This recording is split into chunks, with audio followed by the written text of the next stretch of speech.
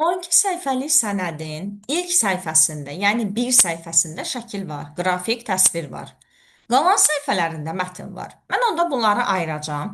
Əvvəlcə ilk səhifənin həcmini tapıram, yəni 1. 1-i vuracağam. İlk səhifədə qrafik təsvir var. Vururam piksellərin sayına. 208 ilə 9, 217-yə.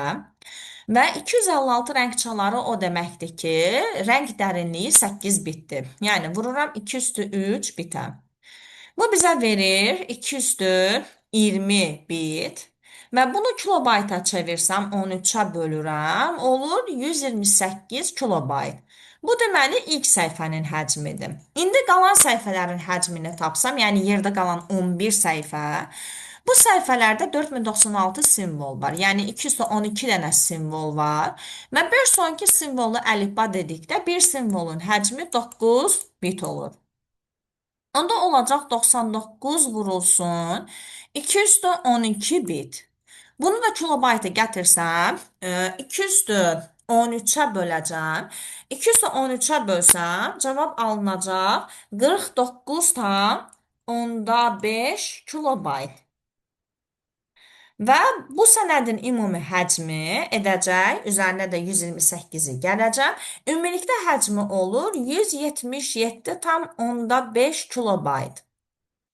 Deməli, bu sənədin ümumi həcmi 177,5 kilobaytdır. Bunu tapdım. İndi bizə deyir ki, 8 dənə belə sənəd 4 megabayt boş sahəsi olan diskə yazılarsa, diskdə qalan boş sahənin həcmini kilobaytla müəyyən edir.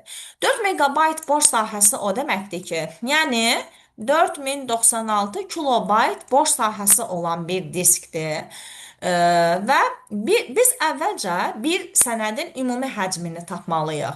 177,5 kilobayt faylın öz həcmidir. Və bir klaster 4 kilobaytdırsa, onda bu faylı yazmağımız üçün bizə 45 dənə, 44 tam və 45-ci də lazım olur. 45 dənə klaster lazımdır və 45 dənə klaster lazımdırsa, hər klasteri də 4 kilobaytlıq düşünsən, yəni həmin sənədin həcmi, həmin faylın həcmi olur 180 kilobayt, diskdə olan həcmi olur 180 kilobayt. Və 8 dənə belə sənəd var. Bunu da 8-ə vuracağam. 8 dənəsinin həcmi onda olacaq 1440 kilobayt. Aha, indi 4 megabayt boş sahəsi olan bir diskdir. Yəni 4096 kilobayt boş sahəsi olan diskə bu 1440 kilobaytı yazsam, bizə deyir ki, boş qalan hissənin həcmini tapın. Onda boş qalan hissənin həcmi olacaq 2656 kilobayt.